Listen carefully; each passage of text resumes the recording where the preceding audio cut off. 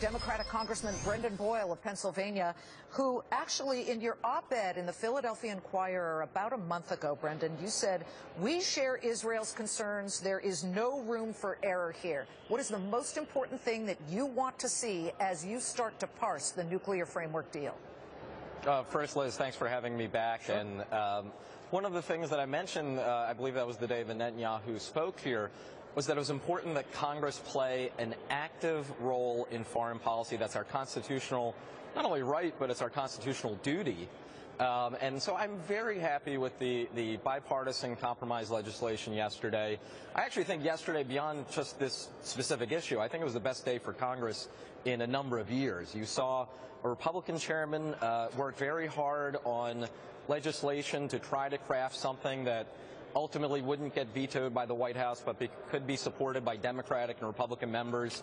So as I said, I think it's good in terms of process, and now we actually will have an accepted role in making sure we're able to weigh in on what a final agreement is. I could be wrong, Representative, but this is the first time in a long time we've seen compromise. And let's talk about what is in the Corker-Cardin bill, which was the Corker-Menendez bill. But as you know, Senator Menendez is having legal at the moment, so he's had to step down from this particular Senate group. Under the agreement, President Obama wouldn't be able to waive sanctions on Iran for 30 days while Congress mulled this issue and reviewed the final agreement. It had been 60 days, but now it's 30 days, so therein lies a compromise. President Obama would have 12 days to veto the measure. If he vetoes it, Representative, and I know this is far down the line, but Congress would have 10 days to try and override his veto. You, as a Democrat, would you override his veto? I would be I want to see what the final agreement is, okay, but I don't take that option off the table. I'll say this. You had asked me earlier what my biggest concern is as we get to June 30th. Yes.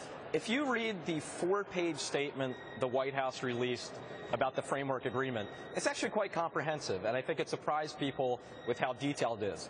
But then if you read the statement that the EU released in agreement with the Iranian foreign minister, that was about half the size, 2 pages, and was not nearly as detailed and specific. If the final deal looks like what the White House said is in the framework agreement, I think that's something that a lot of us who have been concerned about this process could support. If in reality, though, it looks a lot more like what the Europeans and Iranians are saying thus far, then that's a far different story, and I don't think you'll see nearly as much Democratic support for that. Interesting. And isn't it fascinating, too, that you can say one sentence and 2 different sides will hear something completely different? You now have Iran's supreme leader, Khamenei. He is not liking certain things. He's spoken out against key parts of the deal, including sanctions. They want those sanctions lifted. You know, they're hurting. So at least we know that that part of it worked. But, you know, sanctions should be used as, I hate to say weapon, but it certainly is a sharp tool that we have at the moment.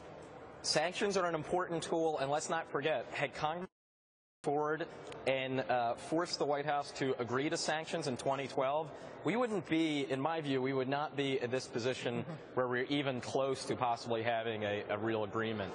I will also say that, again, as the June 30th deadline approaches, it's important that we do this on a bipartisan basis. Indeed. I think that's one of the best things about that's why I wrote an op-ed with a fellow member who's a Republican.